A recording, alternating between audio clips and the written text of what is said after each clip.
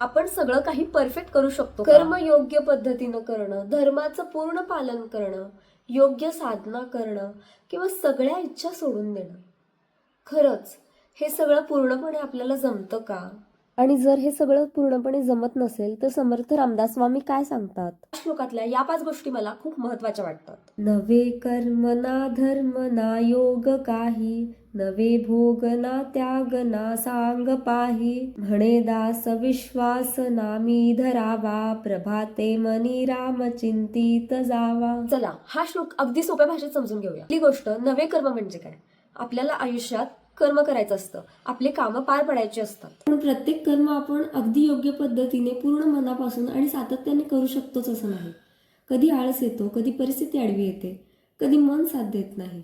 कर्माचं महत्व नाकारलेलं नाही, पण आपली अपूर्णता मान्य केलेली आहे. दुसरी गोष्ट म्हणजे समर्थ सांगतात ना धर्म ना योग काही, म्हणजे आपल्याला योग्य अयोग्य कळतं, धर्माचं पालन करावंसं वाटतं, योग ध्यान साधना करावीशी वाटते. पण इच्छा असणं आणि ते सातत्याने आचरणात आणणं या 2 वेगळ्या गोष्टी आहेत. आपण किती वेळा ठरवतो उद्यापासून रोज ध्यान करणार, रोज नामस्मरण करणार, सकाळी लवकर उठणार आणि काही दिवसांनी रुटीन पुन्हा तसंच. हा श्लोक आपल्याला दोष देत नाही, आपल्याला खरी अवस्था दाखवतो. आता तिसरी गोष्ट, नवे भोग ना त्याग, याचा अर्थ काय? आपण पूर्णपणे संसार सोडून दिलेला नाही, पण पूर्णपणे संसारात रमूनही गेलेलो नाही. आपल्याला इच्छा आहेत, जबाबदाऱ्या आहेत, नाती आहेत, सुखदुःख आहे आणि त्याच वेळी मनात अध्यात्माची ओढही आहे. पण ना पूर्ण भोगी ना पूर्ण त्यागी, आणि कदाचित म्हणूनच समर्थांना आपली ही अवस्था माहित आहे. ओके, आता प्रश्न येतो, कर्म पूर्ण होत नाही, धर्म त्याग जमत नाही आणि भोग त्यागही पूर्ण होत नाही, मग आता करायचं तरी काय? समर्थ म्हणतात नामावर विश्वास ठेवा.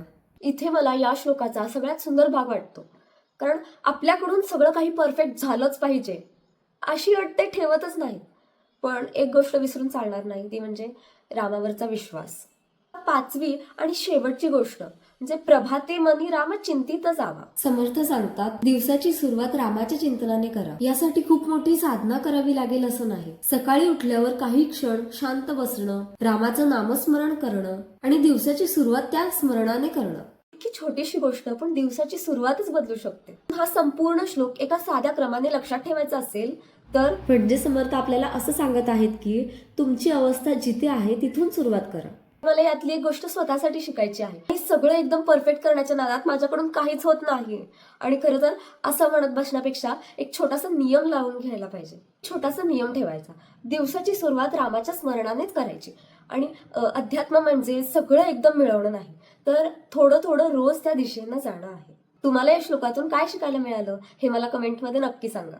हे मला शिकायचं आहे आणि तुम्हीही माझ्यासोबत शिकत असाल तर या प्रवासात सोबत राहा. जय जय रघुवीर समर्थ.